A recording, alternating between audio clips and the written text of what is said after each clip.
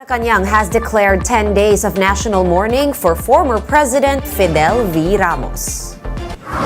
President Bongbong Marcos says that the Philippines has no intention of rejoining the International Criminal Court or ICC. And FIVOC says earthquake aftershocks after the magnitude 7 tremor in northern Luzon could be felt for about a year.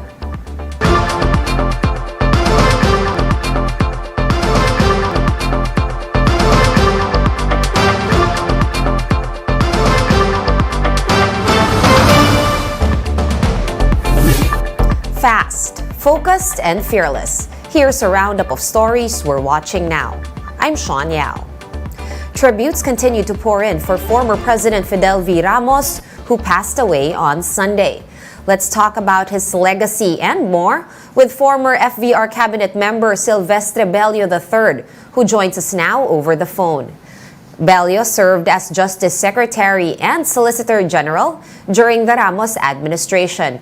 Good evening, sir. First off, how did you learn about FVR's passing and what was your initial reaction?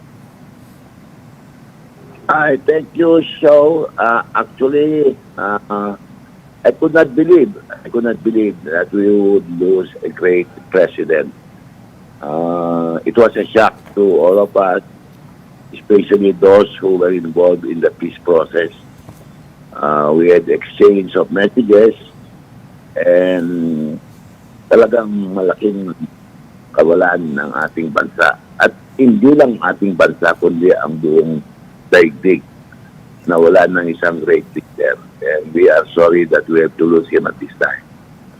Right, at 94 years old, sir, and he was your former boss. You were his former cabinet member. How would you describe FVR as a boss and as a head of state, sir? Well, as a boss, he treated us as a friend, not as a boss. Oh, the only time that I would feel that he is my boss is when he sends early in the morning mga clippings, newspaper clippings with his mga distraction. Look at this news item, do something about this, ganon. That's when I feel that it's otherwise I considered the late President Fidel more as a friend than as a boss. Right, so you consider, of course, your former boss as more of a friend. Actually, my next question is for you, sir. Who was FVR as a person beyond the politics? Can you share any light moments or a favorite moment, perhaps, or a favorite memory that you've had with the late president? Actually, so ang dami akong fun memories of the president, especially during the campaign in 1992. Mm-hmm. No? Mm-hmm. But I would rather talk about how we work with him on the peace process. Because, you know, President FBR really wanted to push the talks forward and wanted to see to it that it will bring, the talks will bring to its logical conclusion and that is lasting peace for our country. Doon ako believe kay Pangulong Fidel Ramos. He never gave up on the peace process. And would you say, sir, that that is his legacy or biggest contribution to the Philippines? I think that is one of the best and biggest contribution to the Philippines, especially in terms of peace. Kasi yun ang kanyang palaging sinasabi. More talks, less fighting. Less talks, more shooting and more fighting. So sabi niya, kailangan magkaroon tayo ng kapayapaan, a conclusive peace for our country. So talagang pinush niya yung peace talks And he made it very clear to us. Sometime I'm going to share with you a very, very secretive experience with him. But very clear yung kanyang instruction. Pursue the talks without any condition. Basta ituloy nyo, I don't want any failure, I don't want any suspension. Kailangan ituloy nyo yung peace talks because our country needs peace. We can never have progress without peace. Yun ang sinasabi ni Pangulong Fidel B. Ramos po. All right, on that note, thank you so much for sharing your time and your memories with us, former Labor Secretary and now MECO Chairman, Silvestre Bello III. Thank you for taking our call, sir. Thank you, Shao. Thank you very much and good evening. In other news, President Bongbong Marcos says his administration has no plans to renew the country's membership in the International Criminal Court. This is after Marcos Jr. met with several concerned officials, including his legal advisor, Juan Ponce Enrile. Recall that former President Rodrigo Duterte withdrew the Philippines' membership from the ICC after the international body launched a probe into the country's drug war. When asked about the court's September 8 deadline for comment on the investigation, the president said they will have to first look into the matter.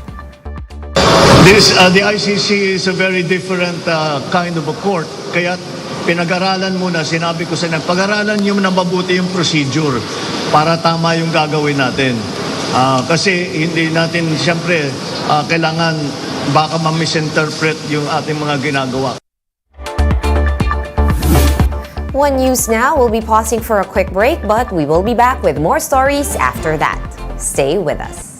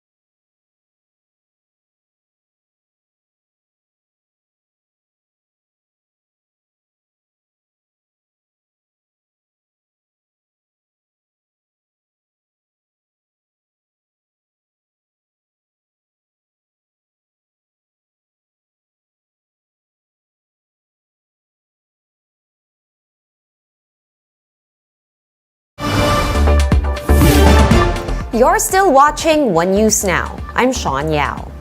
Aftershocks from last week's magnitude 7 earthquake could continue for about 1 year, according to FIVOX. Mon Gualvez with the report. These relief packs loaded into the chopper of the Armed Forces of the Philippines are on their way to different towns in Abra. These areas have been isolated after major roads were blocked following the magnitude 7 earthquake last Wednesday. This includes the town of Buklok, which is nestled in between mountains. From afar, landslides can already be seen. Chunks of rock and soil block the roads. Houses were also wrecked. Residents said being isolated from the rest of Abra has been a challenge.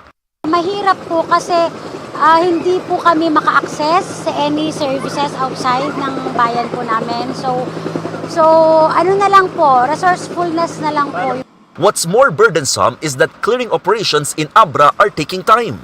So yung medyo nagtatagal kasi marami pong slide. Hindi naman po yung slide na iisa lang i-slide along the road. Marami po yun. Yun po ang nagpapatagal. For its part, FIVOX visited Barangay Talugtog in Dolores, Abra. What used to be a wide grassland is now covered with huge cracks after the quake. State seismologists measured the depth and the breadth of the cracks.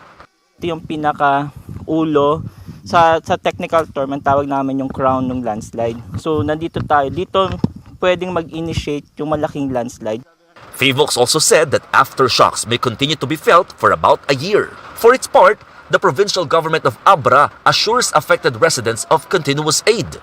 However, the LGU is appealing for help for the rehabilitation of structures that were damaged by the tremors. Structural engineers are now assessing government buildings, private establishments, and houses in the province.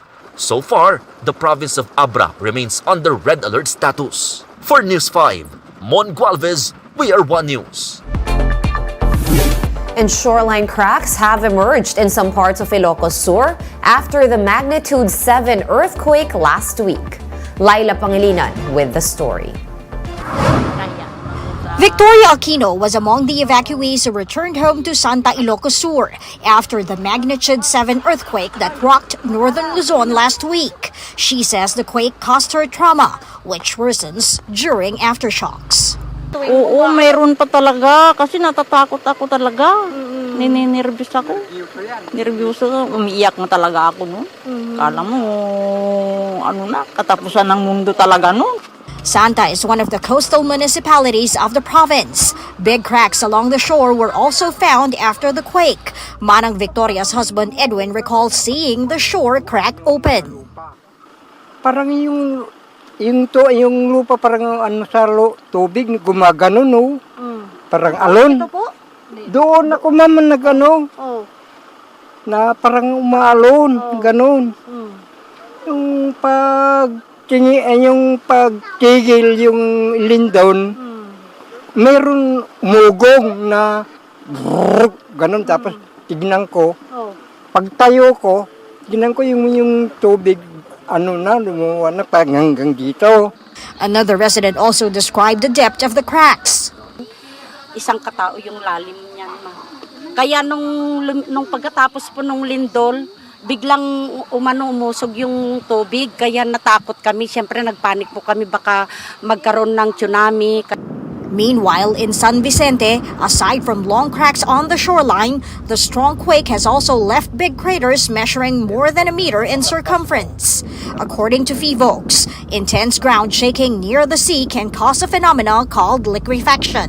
Nangyayari po yung liquefaction kapag meron tayong lupa na mabuhangin at buhaghag, at sa ilalim nun meron tayong mababaw na water table. So kapag nagkaroon ng malakas na lindol, yung malambot or yung lupa na mabuhangin at buhaghag at mababaw ang tubig ay nagiging malambot o nagiging parang likido. Buhay says this liquefaction is similar to a quicksand. He, however, noted that the cracks are relatively harmless as long as they are avoided. FIVOX also recommends flattening the surface to avoid accidents. For News 5, Laila Pangilinan, we are One News. Let's now take a quick look at today's other top stories. Pag-asa sees 2 or 3 tropical cyclones entering the Philippine area of responsibility in August. These tropical cyclones are expected to track over northern Luzon. The Court of Appeals has ordered the filing of rape charges against actor Vong Navarro for the alleged harassment of model Denise Cornejo. This reverses the Justice Department's previous resolutions that dismissed complaints filed by Cornejo back in 2014. President Bongbong Marcos has declared a 10-day period of national mourning until August 9 after the passing of former President Fidel V. Ramos. Flags are to be flown at half-mast on all government buildings, both in the country and abroad. And for more updates, visit News 5, The Philippine Star, and Business World online. Visit our website, onenews.ph, for more in-depth analysis. You can also catch One News on Signal Play. Register for a free account at www.signalplay.com and stream One News Live anytime, anywhere. Masks on, wash hands, and stay safe, Philippines. I am Sean Yao. We are One News.